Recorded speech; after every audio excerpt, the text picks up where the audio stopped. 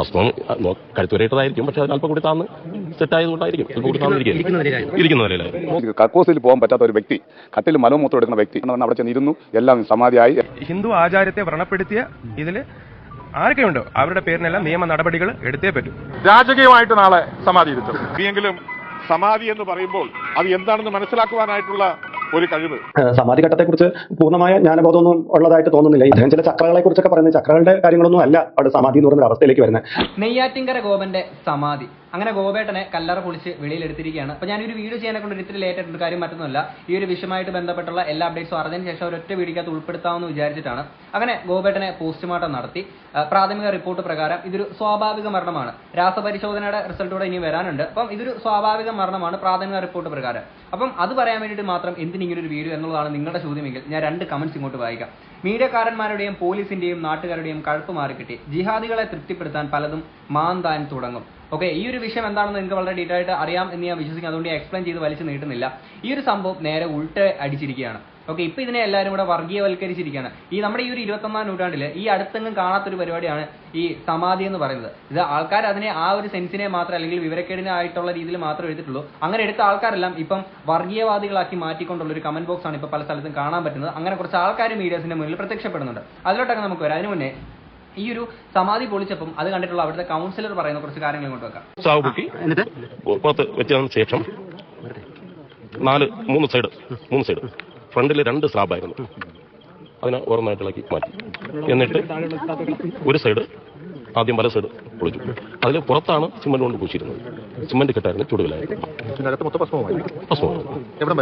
ഭസ്മം കഴുത്തുവരേറ്റതായിരിക്കും, പക്ഷെ അതിനല്പം കൂടി താന്ന് സെറ്റായതുകൊണ്ടായിരിക്കും ഇരിക്കുന്നവരിലായിരുന്നു. ഈ ഭസ്മത്തിന്റെ കാര്യത്തിൽ, അതായത് ഈ ഒരു പോസ്റ്റ്മോർട്ടം നടന്നുണ്ടല്ലോ, അപ്പം ശ്വാസകോശത്തിൽ ഈ ഭസ്മത്തിന്റെ അംശമൊന്നും ഇല്ല എന്നുള്ളതാണ് പറയുന്നത്. അതായത് മരണം ഇതിനകത്ത് ഈ സ്ലാബിനകത്ത് ഇരുന്നിട്ടല്ല മരണം നടക്കുന്നത്. ഇതിനു മുന്നേ മരിച്ചതിന് ശേഷമാണ് ഈ സ്ലാബ് ഇട്ട് മൂടുന്നത് എന്നുള്ളത് നമുക്ക് അതിനകത്ത് നിന്ന് മനസ്സിലാക്കാൻ പറ്റുന്നുണ്ട്. ഇനി ബാക്കിയും കൂടെ കേൾക്കാം. മുഖം തിരിച്ചറിയാം, പിന്നെ നല്ല രീതിയിൽ ഇരിക്കുകയായിരുന്നു. പിന്നെ തുണി കൊണ്ട് ശരീരം മൊത്തം പൊതിച്ചിരിക്കുകയായിരുന്നു. അത് ഈ ഭസ്മത്തിന്റെയും കർപ്പൂരത്തിന്റെയും കൊണ്ട് എന്താണെന്ന് എനിക്ക് വ്യക്തമായി പറയാൻ പറ്റില്ല. വെള്ളമായിട്ടാണ് കണ്ടത് തോന്നിയത്. പക്ഷേ അത് ഗോപൻ സ്വാമിയെ തിരിച്ചറിയാൻ പറ്റുമായിരുന്നു. അറിയാം, എനിക്ക് നേരത്തെ തന്നെ അറിയാമായിരുന്നു. അതുകൊണ്ട് എനിക്ക് വ്യക്തമായിട്ട് ഗോപൻ സ്വാമി തന്നെ അറിയാം. ഇരുന്നതെല്ലാം അതേപോലെ തന്നെയാണ്. ഓക്കെ, ഇരുന്നതെല്ലാം സമാധി അതേപോലൊക്കെ തന്നെയായിരുന്നു. അതായത് മരണശേഷമാണ്.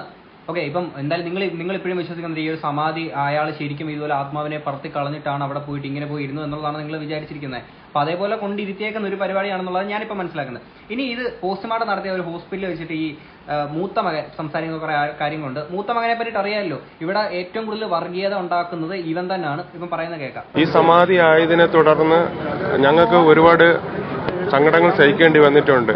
അത് സഹിച്ചോണ്ട് അവിടെ ഇരുന്നാൽ മതി. കാര്യം എന്ന് വെച്ചാൽ പട്ടാപ്പകൽ ഉച്ചയ്ക്ക് 12 മണിക്ക് ആൾക്കാർ കൂടി നിൽക്കുമ്പോൾ ഇവർ വന്ന് പറയുകയാണ്, ഇല്ല ഇത് രാത്രി 12 മണിയാണെന്ന് പറഞ്ഞു കഴിഞ്ഞാൽ കണ്ടുകൊണ്ടിരിക്കുന്ന ആൾക്കാർക്ക് ഈ വെളിവും ബോധം ഉണ്ടെന്നുള്ള കാര്യം നിങ്ങൾ ആലോചിക്കണ്ടേ.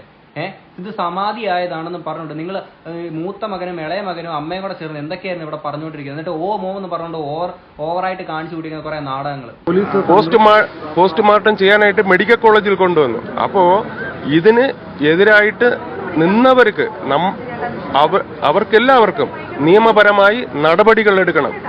ഓക്കെ, ഇവർക്കെതിരെ നിന്ന് അല്ലെങ്കിൽ ഒരു സമാധിക്കെതിരെ നിന്ന് എല്ലാവർക്കുമെതിരെ നിയമ നടപടി എടുക്കണം എന്നുള്ളത്. അങ്ങനെ ആണെങ്കിൽ ഞാൻ ഒരു കാര്യം പറയട്ടെ. നമ്മുടെ ഈ ഒരു ജോളി കേസൊക്കെ നിങ്ങൾക്ക് അറിയാമല്ലോ. അവരൊരു ഹിന്ദു ആയിരുന്നു എന്നുണ്ടെങ്കിൽ ഇത്ര ആൾക്കാരെ വിഷം കൊടുത്ത് കൊന്നിട്ട് അവർ പറയാണ് ഞാൻ കൊന്നതല്ല, ഇത് സമാധി ആയതാണെന്ന് പറഞ്ഞു കഴിഞ്ഞാൽ അവർക്കെതിരെ കേസ് എടുക്കൂലല്ലോ. അവർക്കെതിരെ അല്ലെങ്കിൽ അവർക്കെതിരെ ഇതിൽ സമാധി അല്ല ഇവള് കൊന്നതാണെന്ന് പറഞ്ഞു കഴിഞ്ഞാൽ ഈ പറയുന്നവർക്കെതിരെ കേസെടുക്കും. കാരണം ആചാരത്തെ വ്രണപ്പെടുത്തുന്നതാണല്ലോ. ഹിന്ദു ഐക്യവേദിയും ഹിന്ദു സംഘടനകളും എല്ലാവരും ഞങ്ങൾക്ക് സപ്പോർട്ടിംഗ് ഉണ്ടായിരുന്നു. എല്ലാവരുടെ ഒരിതുണ്ടായിരുന്നു. പിന്നെ എനിക്ക് പറയാനുള്ളത്, ഹിന്ദു ആചാരത്തെ വ്രണപ്പെടുത്തിയ ഇതിൽ ആരൊക്കെയുണ്ടോ അവരുടെ പേരിനെല്ലാം നിയമ നടപടികൾ എടുത്തേ പറ്റൂ. അല്ല, ഞാനൊരു കാര്യം പറയട്ടെ, ഹിന്ദു ആചാരത്തെ വ്രണപ്പെടുത്തി അങ്ങനെയാണെങ്കിൽ നാളെ മുതൽ ഇപ്പം നമുക്ക് ആരെ വേണമെങ്കിലും തല്ലിക്കൊന്നിട്ടിട്ട് ഇത് ഞാൻ സമാധി ആക്കിയതാണ് അല്ലെങ്കിൽ ഇവർ സമാധി ആയതാണെന്ന് പറഞ്ഞ് നമുക്ക് എങ്ങനെ എത്ര പേരെ ആരെ വേണമെങ്കിലും കൊല്ലാമല്ലോ. എന്നിട്ട് നമ്മൾ ഒരു വിശ്വാസത്തിന്റെ പേരും പറഞ്ഞാൽ മതി. ഇത് വിശ്വാസത്തെ നിങ്ങൾ വ്രണപ്പെടുത്താമെന്ന് കൂടെ പറഞ്ഞു കഴിഞ്ഞാൽ സംഭവം ക്ലോസ് ആയി. ഇതിനൊക്കെ നിങ്ങൾ എന്തിനാണ് ഇങ്ങനെ നോർമലൈസ് ചെയ്യുക? ഇത് കണ്ടുകൊണ്ട് ഇതിനെ സപ്പോർട്ട് ചെയ്തുകൊണ്ട് ഈ സമാധിയെ സപ്പോർട്ട് ചെയ്യുന്ന കുറെ ആൾക്കാരുണ്ട്. നാളെ മുതൽ ഇനി ഓരോ കൊലപാതക കേസുകളും ഇതൊരു സമാധിയായിട്ട് മാറും എന്നുള്ള കാര്യം നിങ്ങൾ ആലോചിക്കുക. ഇനി ഇത് കഴിഞ്ഞിട്ട് ഇവരെ സപ്പോർട്ട് ചെയ്തുകൊണ്ട് വേറെ കുറെ ഹിന്ദു സംഘടനയെ കുറെ ആൾക്കാരൊക്കെ വന്നിട്ടുണ്ട്. അപ്പം അവർക്ക് ഒരു ബോധം ഇല്ലയോ എന്നാണ് ഞാൻ ആലോചിക്കുന്നത്. ഞാൻ അവർക്ക് പറയാനുള്ള കാര്യം ഇവിടെ ചെയ്യാം. ഒരു സമാധി നടന്നിട്ട് അത് പോസ്റ്റ്മോർട്ടം ഒക്കെ കഴിച്ച് കൊണ്ടുപോകേണ്ടത് കേരളത്തിൽ ആദ്യത്തെ സ്ഥിതിയായിരിക്കും. ഈ കേരളത്തില് ഈ നൂറ്റാണ്ടിൽ ഈ അടുത്ത കാലത്ത് ഇങ്ങനെ ഒരു സമാധി നടക്കുന്നത് തന്നെ ഒരു ആദ്യത്തെ സംഭവമാണ്. എന്നിട്ട് ഈ സമാധി നടത്തി അതിനെ പോസ്റ്റ്മോർട്ടം ചെയ്തു. നിങ്ങൾ എന്തോന്നറിയ ഈ പറയുന്നത്? നിങ്ങൾ എന്താണ് കഴിയുന്നത്? നിങ്ങൾക്ക് ഈ ഒരു നൂറ്റാണ്ടിലൊന്നും അല്ല നിങ്ങൾ ജീവിക്കുന്നത്. വന്ന ഒരു അവഗണന, ഒരു സാധു സമാധിയായാൽ ആരുമില്ല എന്നുള്ളത് മാറി നാളെ വലിയ സംരംഭമായിട്ട് അതേ സ്ഥലത്ത് അദ്ദേഹത്തിന് സമാധി ഇരുത്തും. അത് ശരിക്കും അവരുടെ മക്കളോടെയൊക്കെ എല്ലാവരും മാപ്പ് ചോദിക്കണമെന്നാണ് ഞാൻ പറയുന്നത്. കാരണം രണ്ട് പാവപ്പെട്ട ഒരു സമാധി, രണ്ട് മക്കള് അമ്മയും കരഞ്ഞു ഓ നമ ശിവ എന്ന് പറഞ്ഞിട്ട് ആരും അംഗീകരിച്ചില്ല. അവരെല്ലാവരും സംശയിച്ചു. ആ സംശയമെല്ലാം മാറിക്കൊണ്ട് അവർ അഗ്നി ശുദ്ധീകരിച്ചുകൊണ്ട് മക്കൾ വന്നിരിക്കുകയാണ്. രാജകീയമായിട്ട് നാളെ സമാധി ഇരുത്തും. എടി എന്തോന്നടേ ഈ പറയുന്നത്? നാളെ നിങ്ങളൊന്ന് ആലോചിക്കുക, ഈ ഒരു സംഭവം വരുമ്പോഴത്തേക്കില്ലേ നാളെ നിങ്ങൾക്ക് വലിയൊരു കാഴ്ച കാണാൻ പറ്റും. അതായത് ഭൂലോക മണ്ഡലത്തിൽ നമ്മുടെ ഇവിടുത്തെ കേരള പോലീസും മീഡിയാസും എല്ലാം കാവല് നിൽക്കുന്ന ഒരു പരിപാടിയായിരിക്കും അടുത്ത ദിവസം നമ്മളെല്ലാവരും കാണാൻ പോകുന്നത്. ഇതൊരു മഹാസമാധിയായിട്ട് നടത്തുന്നത്. ഇതിനെ എന്റർടൈൻ ചെയ്ത് കഴിഞ്ഞുള്ള പ്രശ്നം എന്ന് വെച്ച് കഴിഞ്ഞാൽ ഇനി നമ്മുടെ കേരളത്തിൽ ഇനിയും കുറെ കാര്യങ്ങൾ, ഒരുപാട് സമാധികൾ, പല കൊലപാതക കേസുകൾ ഇനി സമാധികളായിട്ട് ഇങ്ങനെ പൊങ്ങി വരും. അവരെല്ലാം നേരെ ചോദിക്കുകയാണ് ഇത് ഞങ്ങൾ നടത്തിയ സമാധിയാണെന്ന് അവർ പറഞ്ഞു കഴിഞ്ഞാൽ പിന്നെ ഒരു അക്ഷരം ആർക്കും മിണ്ടാൻ പറ്റില്ല. എന്നിട്ട് ഇയാൾ പറയുന്നത് ഇത് മഹാസമാധിയാണെന്ന്. ഇവിടെ ലേശം വെളുപ്പും ബോധമൊക്കെ വേണ്ടേ? കഴിഞ്ഞ 3-4 ദിവസമായിട്ട് ഒരു കുടുംബത്തെ വളഞ്ഞിട്ട് ആക്രമിക്കുകയായിരുന്നു. ആ കുടുംബം പറയുന്ന ഒരു കാര്യം പോലും, അതിൽ 1% പോലും നിങ്ങൾ ആരും വിശ്വസിക്കാൻ തയ്യാറായില്ല. അത് വിശ്വസിക്കാത്തതിന്റെ കാര്യം മറ്റൊന്നുമില്ല. ഞങ്ങൾ തിന്നത് പച്ച ചോറ് തന്നെയാണ് തിന്നുന്നത്. തലച്ചോറിന് പകരം പൊതുച്ചോറ് വെച്ചേക്കുന്ന ആൾക്കാർക്കാണ് ഇതൊക്കെ വിശ്വസിക്കാൻ പറ്റുന്നത്. സമാധിയായി ജീവൻ ഇങ്ങനെ ശ്വാസം ഇങ്ങനെ മണ്ടക്കോട്ട് വരുന്നത് കണ്ടു, എന്തോ സംഭവമാണെന്നൊക്കെ പറഞ്ഞുകൊണ്ടിരിക്കുന്നത്. ഈ ഗോപൻ സ്വാമിയുടെ സമാധി അതേ ഒരു മഹാസമാധിയായിരുന്നു നടന്നത്. ആ സമാധിയെ മനഃപൂർവ്വം ചില ആൾക്കാർ, സംഘടിത വിഭാഗക്കാര് അതിനില്ലാതാക്കുകയാണ് ചെയ്തിട്ടുള്ളത്. മനഃപൂർവ്വം ചില ആൾക്കാര്, ചില വിഭാഗക്കാരെന്നൊക്കെ പറഞ്ഞുകൊണ്ട് ഇത് നേരെ ടാർഗറ്റ് ചെയ്ത് കൊണ്ടെത്തിക്കുന്ന ആരാണെന്നുള്ളത് നിങ്ങൾക്ക് ഇപ്പൊ മനസ്സിലേക്കാണെന്ന് ഞാൻ വിശ്വസിക്കുന്നു. ഓക്കെ, എടി ഇയാളെ പോലുള്ള ആൾക്കാർ ഈ നനഞ്ഞെടുത്ത് കുഴിക്കാൻ വന്നേക്കുന്ന ഇങ്ങനത്തെ കുറച്ച് ടീംസ് ഉണ്ട്. നിങ്ങൾക്ക് എന്താ പ്രശ്നം എനിക്ക് മനസ്സിലായി. ഞാൻ ഒരു കേസ് ഞാൻ പറയാം. ഈ ഹിന്ദു പരിഷത്ത് എന്ന് പറയുന്ന സംഘടനയില്ലേ, മക്കളെ ഇവിടെ നാട്ടിലെ ഒരിക്കലും വെച്ച് പൊറപ്പിക്കാൻ പാടില്ലാത്തൊരു സംഘടനയാണ് ഈ ഹിന്ദു പരിഷത്ത് എന്ന് പറയുന്നത്. കാര്യം എനിക്ക് പേഴ്സണലി മുമ്പ് എനിക്കൊരു ഇഷ്യൂ ഒക്കെ ഉണ്ടായിട്ടില്ല, ഞാൻ അവർ എക്സ്പീരിയൻസ് ചെയ്യുന്നതാണ് പറയുന്നത്. ഒരു വിവരവും ബോധവും ഇല്ലാത്ത കുറെ ഭൂലോക പൊട്ടന്മാരാണ് ആ ഒരു ഹിന്ദു പരിഷത്ത് എന്ന് പറയുന്നത്. അവന്മാർക്ക് ഇതുപോലെ വായി തോന്നുന്നത് പലതും വിളിച്ച് പറഞ്ഞിരിക്കും. ഈ മഹാസമാധിയിലേക്ക് ഉത്തരവാദികളായിട്ട് കേടുവാക്കിയിട്ടുള്ള ആൾക്കാർ അവർ മാപ്പ് പറയണമെന്ന് പറയും, കോപ്പ് പറയും, നോക്കി ഇരിക്കത്തേ ഉള്ളൂ. എന്തായാലും ഇതിനെ പറ്റിയിട്ട് ഒരു ഡോക്ടർ പറയുന്ന കുറച്ച് കാര്യങ്ങൾ ഇങ്ങോട്ട്. അതായത് ഇതൊരു സ്വാഭാവിക മരണമാണ്. പക്ഷെ ഇതിനകത്ത് എന്താണ്, അല്ലെങ്കിൽ ഇതിനകത്ത് ഇവർ ഈ പറയുന്ന പോലെ സമാധിയുടെ ഒരു എലമെന്റ് എവിടെ കിടക്കുന്നതെന്നുള്ളത് നമുക്കൊന്ന് നോക്കാം. ഡയബറ്റീസ് ഒക്കെ ഉള്ള ഒരാൾക്ക് സ്വാഭാവിക മരണം സാധ്യമാണ്. പ്രായമുണ്ട്, ഡയബറ്റീസിന്റെ ഹൈപ്പർടെൻഷന്റെ മരുന്ന് കഴിക്കുന്നു എന്ന് പറയുന്നു. അപ്പൊ ഈ സ്വാഭാവിക രോഗങ്ങൾ കാരണം മരണപ്പെട്ടതാവാനുള്ള സാധ്യതയാണ് കൂടുതലും കാണുന്നത്. ഓക്കെ, അപ്പം ഈ സ്വാഭാവിക മരണത്തിനെ ഇവർ മറ്റേ സമാധിയായിട്ട് കൊണ്ടെത്തിച്ചേക്കുകയാണ്. അതായത് നോർമലി സ്വാഭാവികമായിട്ട് മരണപ്പെട്ട ഒരു സംഭവമാണ്, അതിനെ ഇവർക്ക് സമാധിയാക്കാനുള്ള ടെൻഡൻസി. ഓക്കെ, ഇവരിത് ഇന്ന് ചെയ്തേക്കുന്ന പരിപാടിയല്ല, മുമ്പും ചെയ്തേക്കുന്ന പരിപാടിയാണ്. ഇത് ഇവരുടെ നാട്ടുകാരൻ പറയുന്ന ഒരു വിഷയം ഞാൻ ഇങ്ങോട്ട് വരാം. പണ്ട് ഇതേപോലൊരു മരണത്തെ സമാധിയാക്കാൻ ശ്രമിച്ചേക്കുന്ന ഒരു കാര്യം. മൂത്ത മകൻ മരിച്ചിട്ടുണ്ടായിരുന്നു. അന്ന് അയാൾ വീട്ടിനകത്ത് ഇതുപോലെ അതിനകത്ത് സമാധി പോലെ ആക്കുന്നപ്പോൾ അവിടുത്തെ പരിസരത്തുള്ളവർ അത് തടഞ്ഞതിന്റെ അടിസ്ഥാനത്തിൽ വീട്ടിനകത്ത് തന്നെ സാധാരണ രീതിയിൽ കുഴിച്ചു മൂടിയിട്ടുണ്ട്. ഓക്കെ, മുൻപ് അതായത് ഈ ഏറ്റവും മൂത്ത മകന്റെ ആണെങ്കിൽ മരണം സംഭവിച്ചപ്പോഴത്തേക്കിന് അത് സമാധിയാക്കാൻ അവർ ശ്രമിച്ചിരുന്നു. നാട്ടുകാർ ഇടപെട്ടതിന്റെ പേരിലാണ് നടത്താതിരുന്നത്. ആ മകൻ ഇനി എങ്ങനെയാണ് മരിച്ചതെന്നുള്ളത് ഇതേ ഗോപേട്ടന്റെ പെങ്ങൾ തന്നെ വന്ന് പറയുന്നുണ്ട്. അത് ഞാൻ ഇവിടെ വെക്കാം. കുട്ടികളുണ്ട്, ആൺകുട്ടികളാണ്. ഒരാൾ മൂത്ത ആള് മരിച്ചുപോയി. ഇപ്പൊ 2 മക്കളുണ്ട്. അത് ബോളി ഇവിടെ ചട്ടത്തിലെടുത്ത് അത് അലിയാതെ ഇരുന്ന് കല്ലിച്ചിരുന്ന് നമുക്കെന്ന് പറഞ്ഞുകൂടായിരുന്നു. പോളിയോ കല്ലിച്ചിരുന്ന് ആ ഞരമ്പ് വഴി തളർന്ന് പിന്നെ ഒരു കയ്യോ ഒരു കാലും നടക്കാൻ പറ്റാതായി. അങ്ങനെ ചിത്രയിൽ കിടന്ന് വർഷങ്ങളോളം വീട്ടിൽ പോളിയോ ബാധിച്ച് മരിച്ച മൂത്ത മകനെയാണെങ്കിൽ സമാധി അടഞ്ഞുന്നാക്കാൻ ശ്രമിച്ചതായിരുന്നു ഇവര്. അപ്പൊ ഓൾറെഡി ഇവർക്ക് ഇങ്ങനെ സമാധിയാക്കി ഇവർക്ക് ഞാനൊരു കാര്യം പറയട്ടെ, ഇവർ മറ്റേതോ യൂണിവേഴ്സിലാണ് ഇവരിത് താമസിക്കുന്നത്, അല്ലെങ്കിൽ മറ്റേതോ പാരലൽ വേൾഡിലാണ് ഇവർ ഇപ്പോഴും താമസിച്ചുകൊണ്ടിരിക്കുന്നത്. ഓക്കെ, അവർ ആ ഒരു മൈൻഡ് സെറ്റിലാണ് ഈ സാധനങ്ങളൊക്കെ പറയുന്നത്. കാര്യം ഇവർക്ക് ഓൾറെഡി ഇങ്ങനെ ഒരു സമാധി ഉണ്ടാക്കണം, അല്ലെങ്കിൽ കുടുംബത്തിലൊരു സമാധി വേണം എന്നുള്ളൊരു സാധനം ഇങ്ങനെ കിടക്കുകയാണ് ഇവർക്ക്. ഇതും ഒരു സ്വാഭാവിക മരണമാണ്. അതിനെയാണെങ്കിൽ സമാധിയാക്കി. അങ്ങനെയാണെങ്കിൽ കേരളം നിന്ന് കത്തുവല്ലോടെ അടുത്ത ദിവസം തൊട്ടിട്ട്. നിങ്ങളൊന്ന് ആലോചിച്ച് നോക്ക്. എന്തായാലും ഇനി ആ ഡോക്ടർ പറയുന്ന ബാക്കിയും കൂടെ കേൾക്കാം.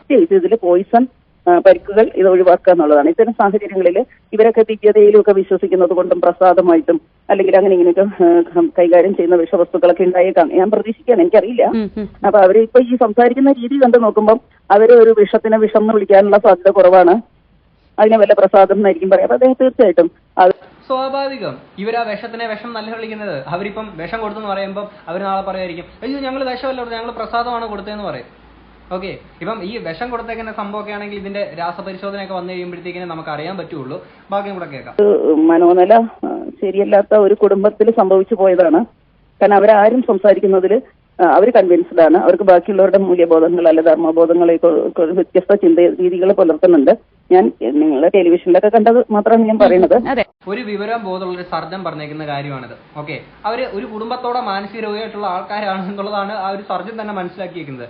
ഇവരെ സപ്പോർട്ട് ചെയ്തുകൊണ്ട് വന്നേക്കുന്ന കുറെ സംഘടനകൾ അല്ലെങ്കിൽ ഇപ്പം ഇത് വർഗീയത ഉണ്ടാക്കുന്ന ആൾക്കാർ, നിങ്ങളൊന്ന് ആലോചിച്ച് നോക്ക്. ഇനി അവിടുത്തെ ഒരു നാട്ടുകാരൻ പറയുന്ന ഒരു കാര്യം ഇങ്ങോട്ട് വെക്കാം. ഇവിടെ വന്നപ്പോൾ ഞാൻ കണ്ടപ്പോൾ നടയിൽ കസേരയിൽ പിടിച്ചിരുത്തിയിരിക്കുന്നു. അങ്ങനത്തെ മാത്രം ഞാൻ കാണുന്നു. ആൻഷണം കാണുന്നത് ഇവിടെ ഈ സമാധിയിരിക്കണം എന്ന് പറഞ്ഞിട്ട് ഈ സമാധിക്കുന്ന കക്കൂസിൽ പോകാൻ പറ്റാത്ത ഒരു വ്യക്തി, കട്ടിൽ മലമൂത്രം എടുക്കുന്ന വ്യക്തി എങ്ങനെ കോവിൽ ചെന്ന് ഇവരെ ഈ കരിക്ക് ജപിച്ച് കുടിച്ചു? അതിൽ കള്ളം. വീട്ടിൽ വന്ന് കഞ്ഞി കുടിച്ചെന്ന് പറഞ്ഞു. അതിൽ പച്ച കള്ളം മക്കൾ പറഞ്ഞത്. തിരിച്ച് സമാധിക്കാൻ പോകുന്ന ആള് BP ഷുഗറിന്റെ ഗുളി കഴിക്കൂല. പിന്നെ മൂത്തമ്മൻ പറഞ്ഞ ഇളയമ്മൻ പറഞ്ഞ രാജസേനം പറഞ്ഞ അവിടെ ചെന്ന് ഇരുന്നു. എല്ലാം സമാധിയായി എല്ലാം. അത് കഴിഞ്ഞിട്ടാണ് മൂത്തമ്മനെ വിളിച്ചറിയിച്ചെന്ന് പറഞ്ഞത്. മൂത്തമ്മൻ പറഞ്ഞതെന്ന് വെച്ച് കഴിഞ്ഞാൽ ഞാൻ വന്ന പച്ച ഇരുന്നു, കൈ പൊക്കുന്നു, ഇതെല്ലാം കണ്ടെന്ന്. തിരിച്ച് അമ്മ പറയും, അടുത്ത മൊഴി അമ്മ മാറ്റി പറയുന്നത് അമ്മ ഇപ്പം നെഞ്ചു ഇരിക്കുന്നത് കണ്ടെന്ന്.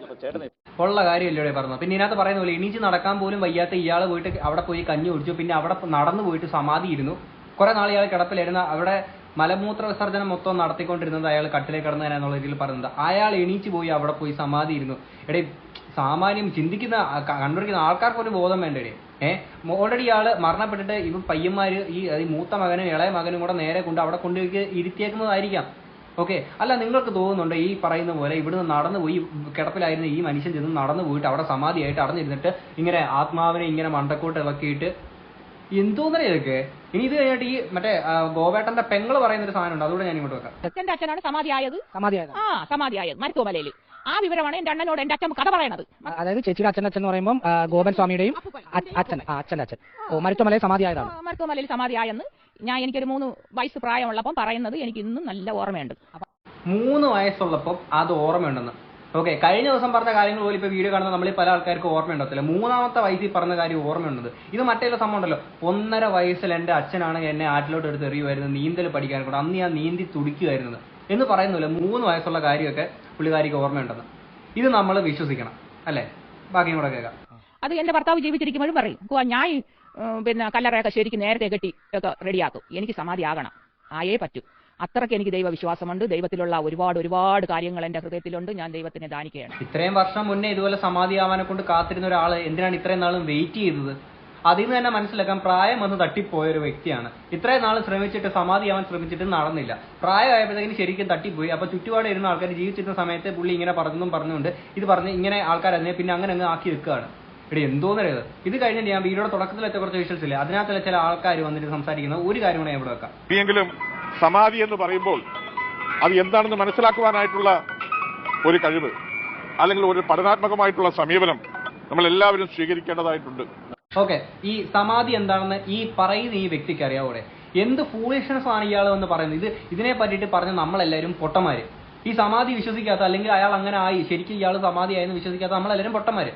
എന്നാൽ ശരി, ഈ സമാധി എന്താണെന്ന് നമുക്കൊന്ന് കേൾക്കാം. ഒരു RJ അയ്യർ ഹരിചന്ദന മഠം എന്ന് പറയുന്ന ഒരു പുള്ളി ഇട്ടേക്കുന്ന ഒരു വീഡിയോക്കകത്തിലെ കുറച്ച് ഭാഗം ഞാൻ ഇങ്ങോട്ട്. പുള്ളി ഡീറ്റെയിൽ ആയിട്ട് ഇതിനകത്ത് സമാധിനെ പറ്റും, അതിൽ കുറച്ച് ഭാഗങ്ങൾ മാത്രം ഇങ്ങോട്ട് വെക്കാം. അപ്പോൾ കാര്യം, മൃതദേഹത്തിന് ചില അവകാശങ്ങളുണ്ട്. കാര്യം എന്ന് പറഞ്ഞാൽ ഈ മൃതദേഹം മരണപ്പെടുന്നവർ അദ്ദേഹത്തിന്റെ ഇച്ഛയായിരിക്കും. അതായത് ആ വ്യക്തി മരണപ്പെടുന്നവർ, ഇപ്പൊ ഞാൻ എന്നുള്ള പറയുന്ന വ്യക്തിയാണെങ്കിൽ മരിക്കുന്നതിന് മുമ്പ് എന്റെ തീരുമാനങ്ങൾ എന്നെ കുറിച്ച് എനിക്ക് പലരും കാണണ്ടെന്നൊക്കെ വേണമെങ്കിൽ പറഞ്ഞുകൊണ്ടിരിക്കാം. പക്ഷെ മരിച്ചു കഴിഞ്ഞാൽ ആ മൃതദേഹത്തിനെ മറ്റുള്ള ചിലർക്കൊക്കെ കാണണം എന്ന് തോന്നിക്കഴിഞ്ഞാൽ ആൾക്കാർക്ക് കാണാനുള്ള അവസരം നമുക്ക് ഉണ്ടാവണം. അത് ചിലപ്പം ഗവൺമെന്റിനായിരിക്കാം, ചിലപ്പം പോലീസായിരിക്കാം, ചിലപ്പോൾ അവിടുത്തെ പഞ്ചായത്ത് മെമ്പർക്കായിരിക്കാം. അവരൊന്നും കാണിക്കില്ല എന്നുള്ള മട്ടിൽ നമുക്ക് ഇരിക്കാൻ പറ്റില്ല. കാര്യം അതൊരു നിയമപരമായിട്ട് മറ്റുള്ളവരെ കാണിക്കണം. ഈ മരണം സ്വാഭാവികമാണ് എന്നുള്ള കാര്യങ്ങളൊക്കെ ഒന്ന് ബോധ്യപ്പെടണം. കാര്യമില്ലെങ്കിൽ ഒരുപാട് ക്രൈമുകൾക്കൊക്കെ സാധ്യതയുണ്ട്. കാര്യം അത് തന്നെ, ജീവിച്ചിരുന്ന ടൈമിൽ അയാൾ അങ്ങനെ പല വെളിവുകളും പറയും. മരിച്ചതിന് ശേഷം അയാൾ പറയുന്ന സാധനത്തെ എല്ലാവരും പൊക്കി പിടിച്ച് നടക്കണമെന്ന് നിർബന്ധമൊന്നുമില്ല. സമാധി എന്ന് പറയുന്ന അങ്ങനല്ല. ഓക്കെ, ആ സമാധിയാണ് ഈ മറ്റേ അങ്ങേരൊക്കെ വന്നിരുന്ന് സപ്പോർട്ട് ചെയ്യുന്നത്. ഇങ്ങനെ സമാധി എന്ന് പറയുന്ന ഒരു അവസ്ഥയിലേക്ക് ധ്യാനത്തിലിരുന്ന് കടന്നു പോവുകയും പിന്നീട് നമ്മുടെ ബുദ്ധി ഉപയോഗിച്ചിട്ട് ഈ സമാധിയിൽ നിന്ന് പൂർവ്വസ്ഥിതിയിലേക്ക് വരികയും ചെയ്യും. ചിലപ്പോൾ ഒരു വ്യക്തിക്ക് 1, 2, 3 ദിവസമൊക്കെ സമാധി എന്ന് പറയുന്ന ഒരു അവസ്ഥയിൽ ഇരിക്കാൻ പറ്റും. പിന്നീട് അദ്ദേഹത്തിന് പൂർവ്വസ്ഥിതിയിലേക്ക് മടങ്ങി വരാനും പറ്റും. എന്നാൽ ചിലർക്ക് ഈ സമാധി എന്ന് പറയുന്ന ഒരു അവസ്ഥയിലേക്ക് പോയിട്ട് ആ ജ്ഞാനബോധം മൊത്തത്തിൽ അങ്ങ് നഷ്ടപ്പെട്ടിട്ട് പിന്നെ ജീവിതത്തിലേക്ക് മടങ്ങി വരാൻ പറ്റാത്ത ഒരു അവസ്ഥ ഉണ്ടായി വരും. പിന്നെ അതൊരു നമുക്കൊരു കോമാ സ്റ്റേജ് പോലുള്ള ഒരു സ്റ്റേജിലാണ്. പിന്നെ ആൾ അവിടെ ഇരുന്ന് അതേപോലെ അങ്ങ് മരണപ്പെടുന്ന ഒരു അവസ്ഥ കാണപ്പെടുന്നുണ്ട്. ഫസ്റ്റ് ഓഫ് ഓൾ, ഈ സമാധി എന്നല്ല, എനിക്ക് അങ്ങനെ വിശ്വാസമുള്ള കാര്യങ്ങളുള്ള ഒരു വ്യക്തിയൊന്നുമല്ല. എന്നിരുന്നാലും ഞാൻ ഒരു കാര്യം പറയട്ടെ, ഈ ഇദ്ദേഹം പറഞ്ഞത് പ്രകാരമുള്ള ഒരു സമാധി ആണെങ്കിൽ വളരെ ജ്ഞാനിയായിട്ടുള്ള അത്രയും ഇതായിട്ട് നിൽക്കുന്ന ഒരു വ്യക്തി, അങ്ങനെ ഒരു ജീവിതശൈലി കൊണ്ട് നടക്കുന്ന ആളുകൾക്കായിരിക്കും ഈ ഒരു സംഭവമൊക്കെ പറ്റുക. ഈ അങ്ങനെ ഒരു സമാധി സത്യമാണെന്ന് തന്നെ ഇരിക്കട്ടെ. 7 പേരെ വെട്ടിയ കേസിലെ പ്രതിയായിട്ടുള്ള, അല്ലെങ്കിൽ ഏതൊരു വീടിനോ കടയ്ക്കോ കണ്ട് തീ വെച്ചിട്ടുള്ള ആ ഒരു പ്രതിയായിട്ടുള്ള ഇയാൾ സമാധിയായെന്ന് പറയുമ്പോഴത്തേക്കിനും അത്രയ്ക്ക് പുണ്യാളനാണോടെ ഈ നമ്മുടെ ഗോപേട്ടൻ? നിങ്ങളൊന്ന് ആലോചിച്ച്, ഇങ്ങനെ ഈ പുണ്യാളനാണോ സമാധിയായിട്ടെന്ന് നിങ്ങൾ പറയുന്നത്? സമാധി ഘട്ടത്തെക്കുറിച്ച് പൂർണ്ണമായ ജ്ഞാനബോധമൊന്നും ഉള്ളതായിട്ട് തോന്നുന്നില്ല ഈ മകന്റെ സംഭാഷണത്തിൽ. അദ്ദേഹം ചില ചക്രകളെ കുറിച്ചൊക്കെ പറയുന്നത് ചക്രകളുടെ കാര്യങ്ങളൊന്നും അല്ല അവിടെ സമാധി എന്ന് പറയുന്ന അവസ്ഥയിലേക്ക് വരുന്നത്. അതൊക്കെ സാമാന്യമായിട്ട് സ്വാഭാവികമായിട്ട് വരുന്ന സമാധിയുടെ അവസ്ഥകൾ വേറെയാണ്. അപ്പോൾ ജീവിച്ചിരുന്ന ടൈമിൽ നമ്മുടെ ഗോപേട്ടൻ എന്തൊക്കെയോ വിവരക്കേടുകൾ പറഞ്ഞു, അതും പൊക്കി പിടിച്ചുകൊണ്ട് എന്നാ പിന്നെ അത് അങ്ങനെ ഈ മരണം അത് അങ്ങനെ അങ്ങ് ആക്കി തീർക്കാന്ന് പറഞ്ഞുകൊണ്ട് എന്നാൽ പിന്നെ ആൾക്കാർ മൊത്തം എനിക്ക് തോന്നുന്നു സ്വാഭാവികമായിട്ട് അയാൾ മരിച്ചിരിക്കും, കുറെ സമാധിയാവാനെ കൊണ്ട് ചിലപ്പോൾ ശ്രമിച്ചിട്ടുണ്ടായിരിക്കും, നടന്നിട്ടുണ്ടാവില്ല, എന്നാൽ പിന്നെ അയാളുടെ അന്ത്യാഭിലാഷമല്ലേ എന്നും പറഞ്ഞുകൊണ്ട് മരിച്ചു കഴിഞ്ഞപ്പോൾ ആൾക്കാർ ഈ പിള്ളേർ അവിടെ കൊണ്ടുവച്ചിട്ട് അച്ഛൻ സമാധിയായി എന്നും പറഞ്ഞുകൊണ്ട് കുറെ വിവരക്കേടും പറയുന്നുണ്ടായിരുന്നു. എല്ലാവരും നമ്മൾ ലാസ്റ്റ് വീഡിയോസിനകത്തൊക്കെ നമ്മൾ പറഞ്ഞിട്ടുള്ളതാണ് അല്ലേ, കുറെ വിവരക്കേട് സമാധി എന്ന് പറഞ്ഞുകൊണ്ട് ഈ പറയുന്ന ഇവന്മാർക്ക് തന്നെ ഇതിനെപ്പറ്റി വലിയ ബോധവും കാര്യങ്ങളൊന്നും ഇല്ല. അദ്ദേഹത്തിന്റെ ജീവമുക്തിയായത് അങ്ങനെ തന്നെ ആയിരിക്കും. പക്ഷേ അദ്ദേഹത്തെ മറ്റുള്ളവരെ കാണിക്കാതെ അടക്കം ചെയ്യണമെന്നൊക്കെ പറയുന്നതിൽ ഒരു അർത്ഥമില്ല. പിന്നെ അദ്ദേഹത്തിന്റെ ശരീരം മറ്റൊരാൾ തൊട്ടുകൂടാന്നൊക്കെ പറയുന്നതിൽ ഒരു കാര്യം, അവിടെ തൊട്ടുകൂടായ്മ തീണ്ടിക്കൂടായ്മ അങ്ങനെയൊന്നും ഇല്ല. ഒരുപാട് തൈലങ്ങൾ കൊണ്ടും സുഗന്ധദ്രവ്യങ്ങൾ കൊണ്ടും ഒക്കെ ഒരുപാട് അഭിഷേകങ്ങളൊക്കെ ഉണ്ട്. എത്രയോ പേര് തൊട്ടൊക്കെ തന്നെയാണ് അതൊക്കെ നിർവഹിക്കാറുള്ളതെന്ന് ഓർക്കേണ്ടതുണ്ട്. ആദ്യം ഇയാള് നമ്മുടെ ഗോപേട്ടന്റെ മക്കൾ എന്തായിരുന്നു പറഞ്ഞത്, സ്ത്രീകളെ അടുപ്പിക്കാൻ പാടില്ല, വേറെ ആരും അടുപ്പിക്കാൻ പാടില്ല, തൊടാൻ പാടില്ല, കാണാൻ പാടില്ല എന്നൊക്കെ പറഞ്ഞിട്ട് സമാധി എന്ന് പറഞ്ഞ പുള്ളിയുടെ ആ ഒരു വീഡിയോ എടുത്ത് നോക്കിയാൽ വളരെ ഡീറ്റെയിൽ ആയിട്ട് ഇതിനകത്ത് പല സമാധികളെ കുറിച്ചൊക്കെ സംസാരിക്കുന്നുണ്ട്. അപ്പൊ ഇതിനെ സപ്പോർട്ട് ചെയ്ത് വരുന്ന വർഗീയവൽക്കരിക്കുന്ന ആൾക്കാരുടെ അടുത്ത് ഞാൻ ഒരു കാര്യം ഞാൻ പറയട്ടെ, അതൊരു സ്വാഭാവിക മരണമായിരിക്കാം, അല്ലെങ്കിൽ അവരുടെ മറ്റെന്തെങ്കിലും രാസ പരിശോധന നടത്തിക്കുന്ന വന്നാലേ ബാക്കി എന്താണെന്ന് അറിയുള്ളൂ, എന്തും ആയിക്കോട്ടെ. ഇതിനെ ഒരു സമാധിയാക്കിക്കൊണ്ട് അല്ലെങ്കിൽ ഇതിനെ അത്രയ്ക്ക് വലിയ ദിവ്യനാണോ നമ്മുടെ ഈ ഒരു നെയ്യാറ്റിൻകര ഗോപേട്ടൻ? എനിക്ക് അറിയാൻ മേലാത്തോണ്ട് ചോദിക്കുകയാണ്. അപ്പം ഇത് ഇങ്ങനെ നിങ്ങൾ ഇതിനെ എന്റർടൈൻ ചെയ്ത് നിങ്ങൾ ഇതിനെ നോർമലൈസ് ചെയ്ത് കഴിഞ്ഞാൽ നിങ്ങൾ മനസ്സിലാക്കുക, ഇത് നാളുകളിൽ ഇനി ഒരുപാട് സമാധികൾ ഉണ്ടാവും. പല കൊലപാതക കേസുകളും ഇതുപോലെ സമാധിയായിട്ട് മാറും. പിന്നെ ഈ പറയുന്ന ഓരോ സംഘടനയിലെ ആൾക്കാർ മനസ്സിലാക്കുക, നമ്മുടെ നിയമത്തിന് മുകളിലല്ല ഒരു മതവും ഒരാചാരവും, നിയമത്തിന് താഴെയാണ് എന്നുള്ളൊരു തിരിച്ചറിവിൽ നിങ്ങൾ നിൽക്കുക. ഓക്കെ, ഇനി ഇതിനെപ്പറ്റിയുള്ള നിങ്ങളുടെ അഭിപ്രായം എന്താണെന്ന് തീർച്ചയായും താഴെ കമന്റ് ബോക്സിൽ പറയാം. ഞാനപ്പോൾ എന്തായാലും അടുത്തൊരു വീഡിയോ ആയിട്ട് വരാം. ശരി, ബൈ.